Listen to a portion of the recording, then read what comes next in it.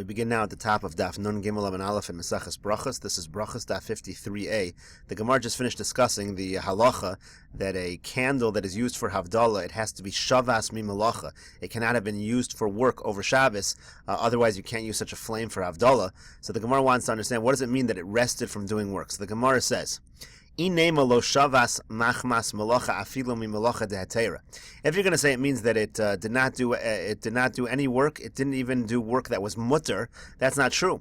We learned in a brayso, so or shel chayav shel cholim mevarchen olav. It says explicitly that if you have a flame that was used either for a woman who just gave birth, or if it is a flame that was used for somebody who is ill, you're allowed to use that for the bracha on Motzai Shabbos for the bracha on the candle. So you see that if it did malacha dat teira, it's not a problem at all. So Amar Rav Nachman bar Yitzchak, my Shavas, or Rav Nachman bar Yitzchak says, what does it mean that the flame has to have rested on Shabbos in order to be used? Shashavas machmas malachas aveira. It has to have rested from doing malacha, which would be considered an aveira. In other words, if a non-Jew were to use the flame over Shabbos for malacha purposes, that would be problematic. Tanya Nami Hachi, we learned like this in a brayso as well. Ashoshes shahaisa dolekes v'olechas kol hayom kulo. If you have like a lantern which was burning the entire Shabbos, a Jew was using it and it was lit before Shabbos, there was nothing usher being used. So l'matzai Shabbos mevarchen aleh. It's no problem on Matzai Shabbos to make a bracha on such a candle as part of Havdalah. Gemara now continues at the two dots. Tana Rabbanan, we learned in a brayso, Nachri shehidlik mi Yisrael, v'Yisrael shehidlik mi Nachri. If a non-Jew lights a candle from a flame of a Yisrael, or if a Yisrael lights a candle from a flame of a non-Jew, mevarchen alav, you can make a bracha on such a candle. Nachri mi nachri and mevarchen alav. But if a non-Jew lights from another non-Jew, that's a problem, you can't make a bracha. Now we understand a non-Jew lighting from a Yisrael is obviously not a problem. The Yisrael was using it for mutter purposes. The question the Gemara is going to have is, what's the difference if the Yisrael lit from a non-Jew's flame, or if a non-Jew lit from a non-Jew's flame? Either way, it came from the flame of a non-Jew. So that's what the Gemara asks. What's the difference by a non-Jew who takes his flame from another non-Jew that it didn't rest properly? By Yisrael who takes the flame from a non-Jew, it also is coming from the flame of a non-Jew who did not allow the flame to rest over Shabbos. Now maybe you're going to say that the flame, when the Yisrael takes the flame, it's considered like a new flame. So we don't care that it was in the possession of a non-Jew before. But we learned in a brayso, if somebody takes a flame and he carries it from one rishus to rishus harabim, from rishus hayachid to rishus harabim, chayiv, he's chayiv on carrying. Why should he be chayiv? If we say that flames renew themselves, it's no longer the same flame, so why should it be chayiv? The flame which he uprooted from one rishus is not the same flame that he puts down in the other rishus. So the Gemara says, what must you say? You must say that even when a flame is transferred, or whatever the case may be, obviously the Isser flame is still there. And what happens is, when, let's say, you transfer a flame from one candle to another, you're making the bracha on the portion of the flame which is hetera. It's considered to have two components, two elements to it. There's an element of Isser in this flame, but since since the flame was moved from one candle to the other, there's also an element of Heter, and you can make your bracha from Havdalah, your Moreh Ho'esh, on the element of Heter. But the Gemara says, even if you're going to say that the transferring of the flame gives it an element of Heter, we still haven't answered our question. If so, Nachri mi Nachri nami. So when it comes from a non-Jew to another non-Jew, the same thing. You should have an element of Heter and an element of Isser. In other words, if I had a flame that a non-Jew had over Shabbos that was not shavas mi malacha, it was used for work purposes, and he gives the flame to puts it onto a candle of another non-Jew, you should now have an element of the flame which is mutter and an element of the flame which is aser. And so you should be able to make the bracha. So the Gemara says, Inachinami, you're right. Really, technically speaking, if a non-Jew gives the flame to another non-Jew, so then it's not a problem, and there should be an element of heter there. You should be able to make a bracha. However, Gezeira misham nachri rishon v'amid rishon.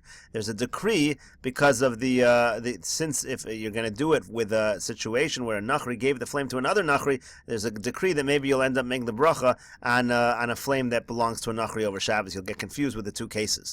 So Rashi here explains a few important points that we need to know for this Gemara. First of all, what does it mean here when we transfer one flame to another, a flame from one candle to another, that it's like a new flame? Rashi says, Hach isura azla, mitoch shashal heves dolekes v'holekes. Since a flame continues to burn, kama parachle. We say it's as if the earlier flame goes away and a new flame keeps coming up. So the truth of the matter is, it doesn't necessarily need to be transferred.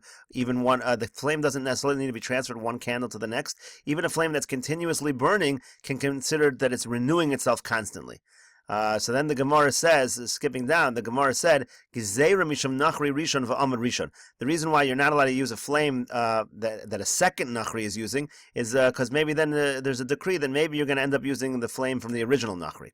Rashi explains here, "Isharis ben nachri shehidlik mi nachri." If we allow you to use a flame of a non-Jew who lit from another non-Jew, misha chashecha, after dark, Asi livruche benachri shidlik mi ba'od yom. You're going to end up making a bracha on a candle which a nachri lit during Shabbos. Uva oso or atzman will be the same light. Now, what do you mean the same light? We said that even a flame that continuously burns is constantly renewing itself. So Rashi explains, Shaloni tosav mi shechashecha. Let's say it didn't add on from dark. Kigon shemevarech olav samach lechashecha miyad. In other words, that for example, when you made the bracha immediately after dark. So what's interesting is, according to Rashi, the way Rashi understands the Gemara, the real concern, the only case that's really a problem, is if the flame immediately after Shabbos, you take this flame that did not rest and you make the bracha. If you were to wait a while, the flame would be considered renewing itself, and technically you'd at least have an element of heter there, but it's a decree that we don't want you to use that in case you're going to use nachri rishon v'amad rishon, in case you are going to be in a situation where you're using the original flame. So the Gemara now continues that the two dots with a brisa. Taner Rabbanan, we learned in a brisa, if a person is walking outside of the city, and he sees a light, imrov nachrim enu mevarich. If the majority of the people in that city are not Jewish, you can't make a bracha, because again, you have to assume that the flame was not Shabbos, it did not rest over Shabbos. Imrov Yisrael mevarich. However, if it's majority Yisrael, then you could make the bracha, because the flame was probably a flame of hetera. So the Gemara says, Haguf Akash, it's internally a contradiction, this brisa. Amrit imrov nachrim enu mevarich hamechza mechza mevarich. First, you said that if it's majority non-Jews, you can't make a bracha. That implies that it's exactly 50-50, you could. But then you say if it's majority Jewish, you can make the bracha. That implies that if it's exactly 50-50, you cannot make the bracha. So what is the halacha when it's exactly 50-50? So the Gemara says, so actually, the truth is that if it's exactly 50-50, you could make the bracha. Since the brisa in the beginning said majority non-Jewish, so in the end of the brisa it says if the majority is Jewish, you can make the bracha. But in reality, you don't really need the majority. They're just using the same language that was used in the beginning of the brisa. In reality, all you need is 50-50. Gemara now continues with another brisa. Taner Rabbanan, we learned in a brisa, if a person is walking outside the city, when he sees a young child who's holding a torch, he should search after this child. Im Yisrael hu mevarich. If he's Jewish, you're allowed to make the bracha. Again, you assume it's a ner that was shavas properly. Im nachri yoeinu mevarich. But if he's not Jewish, you can't make the bracha. So the Gemara says, Ma'ir Yatinok, why do you have to give me a case with a child? Afilu gadol nami, even an adult, the same thing. Find out if he's Jewish or not. Rav Yudah Marav, so Rav Yudah says in the name of Rav, Hacha b'samach l'shkiyas acham askinan. Here we're talking about right after shkiyas acham, right when Shabbos ends. So gadol mucha milsa devarei nachrihu. If it's an adult, no adult Jew would light a candle immediately after Shabbos, so close to Shabbos. So it must be it's a flame from a non-Jew, and it's problematic. However, Tinok, if it's a child, Amor Yisrael, who ikri v'naket. It could be it was a Jew who happened to come across a flame for whatever reason. He took this flame, so you could assume that it was a ner that may have been from a Yisrael, and it may have been Shavas properly. The Gemara continues, Taner Rabbanan, we learned in a brisa, if a person is walking outside of a city, and he sees a light, if it's thick, like the flames from a furnace, he can make a bracha. And if not, he can't make a bracha on it. We're going to see in Rashi in a moment what it means over here, that if it's thick like a furnace, like the flames of a furnace, what difference that makes. So Tani Chada, we have one brisa which says, or shall kivshan mevarchin olav. If you have the flames of a furnace, you could make a bracha on such a flame. But Tanya Yidach ein mevarchin olav. There's another brisa which says you can't. The Gemara says, Lokash, it's not difficult. Habitchilo halavasof. It depends if it's in the beginning when the furnace was burning, or if it is at the end. So Rashi here explains what's going on with the flames in this furnace. So Rashi says, Kefia kivshan shesarfim bo avanim lasit. First of all, we're talking about this is a furnace which you would burn stones and you're making plaster. So im ava kaor hayotz mi pia kivshan. If such a flame is thick like the one you see in a furnace, nahora barihu, it's a very healthy light. Ulishtamish laor hinasis. It's made to be used for light. The principle we're going to see over here is that in order to make a borei morei ha'esh, it needs to be that the light was used for lighting purposes and not for cooking purposes. Rashi says, vim lav, and if not, lav laor hinasis. Then, if it's not a strong flame, it was not made for light purposes. Elo lavashel, rather it was made for cooking. V'en mevarchen el al shenasa lahoyer. The halacha is you can only make a borei morei ha'esh if it was made lahoyer. And that also explains the difference between the furnace in the beginning and the end. In the beginning, when they burn these stones, it's not made for lahayer, it's not made for lighting purposes, but at the end, then already it is for light purposes, and that's why you're allowed to make the bracha at the end.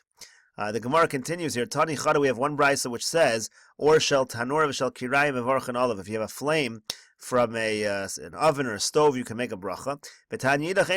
Another one says, no, there's no borei morei ha'esh on a tanur or a kirayim. So the same answer, lokash, is not difficult. Habetchila halav asof. It depends if this is taking place in the beginning when it's first lit or at the end. Again, when it's at the end, so then we say that it's the large flame is made not only for cooking purposes, but it is made lahayer as well. It is also made to use the light. Tani Chada, we have a brisa which says, or shel beis hakneses v'shel beis hamedrash mevarchen olav. That if you find a flame light in a shul or in a beis medrash, you're allowed to make a borei morei ha'esh on that. V'tani yidach ein mevarchen olav. Another brisa says you're not. So what's going on? So the Gemara says, lo kash, it's not difficult. Hadiyika adam chashav, hadilek adam chashav. It depends if there's an important person in the shul at the time or not. If there's an important person there, then we assume that it was lit to honor the person. It wasn't lahayer, it wasn't for lighting purposes, it was for kavod. But if there's no such person, then it's for lighting purposes, you can make the bracha. You could also answer that in all cases, in both scenarios, there was an important person. It depends if there's a chazan who's living in the Beis HaKnesset. The chazan was like the shamish, who lived in the Beis HaKnesset, so if he's living there, then he's probably using the light to eat and to other functions that he needs to do. But if there's no chazan in there, then again, you do not make the bracha. You can also say that in both scenarios there's a chazan. V'lokash, it's not difficult. It depends if there's light from the moon or not.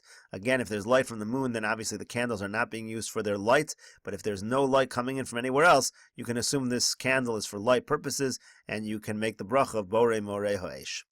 Gemara continues with another brisa. Taner Rabbanan, they learned in a brisa, Yoshim bebeis hamedrash ve'eviu or lifneim. If they're sitting in the beis medrash and they bring a flame, a fire in front of them, and it's time to make a borei morei ha'esh, Beishamai omrim kol echad v'yachad mevarach li'atzim. Beishamai say every individual should make his own bracha of borei morei ha'esh. Beis Hillel omrim echad mevarach lekulan mishum shenemar berov hamhadras melech. Beis Hillel say no, you should have one person make the bracha for everybody, because there's a principle that the more people there are, the greater honor it is for the king, the greater honor it is for HaKadosh Baruch Hu. So Bishlam Beis Hillel mefarshi taima. I understand Beis Hillel, they give the reason. Ela Beis Shammai my taima, but according to Beis Shammai, what is the reason? They don't give any reason for why each person should make the bracha individually. So the Gemara answers kasavri, because they hold mimnei bittul beis hamedrash, that if you would have one person make the bracha for everybody, it would be an interruption, and people here are learning in the beis medrash, and we don't want to interrupt people's learning. Tanya Nami Hachi, we have a brisa like this as well. Shabeis Rabbi Gamliel, Lo Hayu Omer Merape bebeis hamedrash. The people in the house of Rabbi Gamliel, they would not say the words Merape in the beis medrash, B'nei Bittul beis hamedrash, because they held that it was considered like a Bittul Torah. They were interrupting the learning if they said Merape. Rashi explains what is this Merape. Rashi says Merape Lo Adam Hamisatesh. We're talking about someone sneezes. Sheragilam Lomar Asusa. They would say the word Merape or Asusa. They would say you should be healed. So in the beis medrash of Rabbi Gamliel, they wouldn't say that because it would be an interruption from the learning. The Gemara now quotes the Mishnah, which said, "Ein mevarchin lo ala ner v'lo ala besamim shel mesim." You can't make a bracha on the candle, or on the flame, or on the besamim, on the spices, the borei minei besamim of the dead. So the Gemara wants to understand what's the reasoning behind this. So my time, what's the reason? So ner lekavod hu davida. First of all, when it comes to the candle, when it comes to the flame, that is made to honor the mace. Again, it's not made for lighting purposes, lahayer, so you don't make a bracha. And besamim lavre reicha hu davida. Besamim similarly is made to take away the bad smell of the mace. It's not made to get pleasure from the smell itself. And again, the same idea when it comes to borei minei besamim. It needs to be that the besamim is made, is being used specifically for the purpose of getting pleasure from the nice smell. Amar Rav Yudah Marav, Rav Yudah says in the name of Rav, Kol shemotziin lefanav biyom uvelayla ein mevarchen olav, v'chol she'ein motziin lefanav ela b'layla mevarchen olav. So the first principle is if you have a mace who they are bringing out these candles for him, whether it is daytime or whether it is nighttime, then you don't make a bracha on such a thing. It's clear that they're doing it for honoring the mace. Because if they're bringing out a candle during the day when you don't need any light, obviously this is a chush of a person, and therefore it's not being done l'hayr, so you don't make a bracha. However, if you have a mace who they're only bringing the candle out at night, then you know that it's just l'hayr, it's only for lighting purposes, and such a flame you could make the bracha of borim or he'ish an. Rav Huna says, "Besamim shel beis hakisei." If you have besamim in a bathroom, v'shemen ha'asei lahaver es hazum, or you have oil which is used to take away the smell from a person who's from sweat, ein mevarchen olav. You don't make a bracha on that. Same principle, because it's not made to benefit from the reach; it's just made to take away the bad smell. So the Gemara says, "L'meimer dechol hecha delav l'recha avida lo mevarchen elave." Do you mean to say that anytime it's not made to benefit from the smell, you don't make a bracha? Meisvei, I have a question on that from a brisa. Hanichnas l'chanusa shel bosim. If a person enters a store of somebody who sells these spices, v'heiriach reach, and he smells the smell, afilu yashav sham kol hayom kulo ein mevarch l'pam echad. Even if he's sitting there all day, he only makes the bracha once. But nichnas v'yatz, if he goes in and he goes out and he goes in and he goes out, mevarch al kol pam v'pam, then he makes the bracha every single time. So, but in any case, you make a bracha in such a situation. But over here, this person is just selling the spices. They're not here for the purpose of getting benefit from the smell. And he's still making the bracha. So the Gemara says, no, the Gemara says, yes, actually, in this case, nami l'recha nami hu David. It actually is made for the purposes of the reach, for the purposes of the smell. He